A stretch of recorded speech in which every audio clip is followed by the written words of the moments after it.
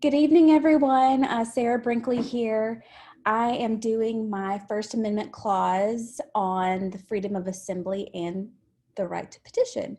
So I know that these can be two separate issues, but I feel like they are one and the same.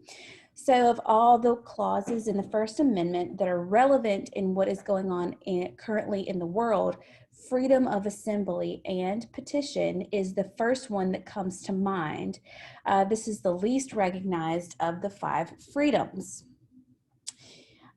The first glimpse of this provision was seen in the Magna Carta in 1215.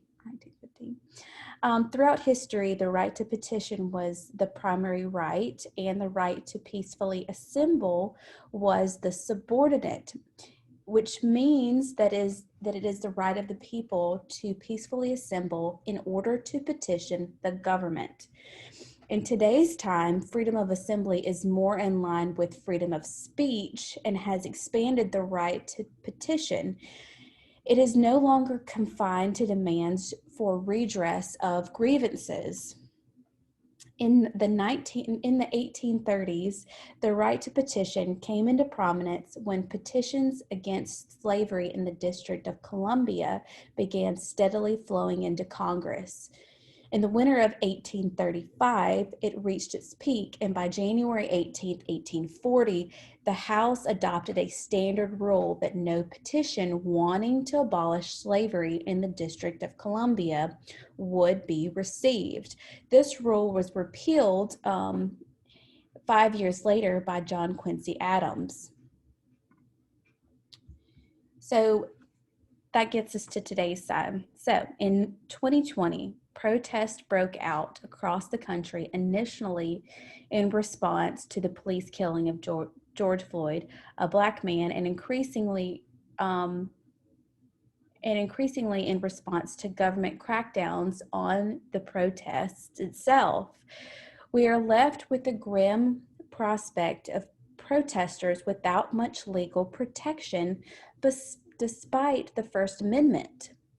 While other amendments have had their day in court, this neglected little sister to free speech is left unguarded and forgotten.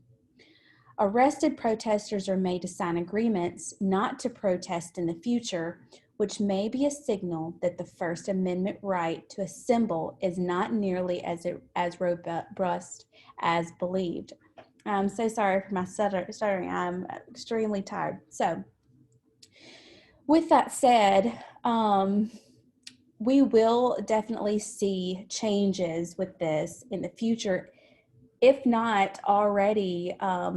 There's already, things going to the courts right now from protests that have just happened last year that haven't had time to go through to the courts because of COVID and all this other stuff. So it's going to be interesting to see what happens with this, because I believe in the next 5 years, there are going to be some serious mandates in coming about. You saw this kind of things with freedom of religion, freedom of speech.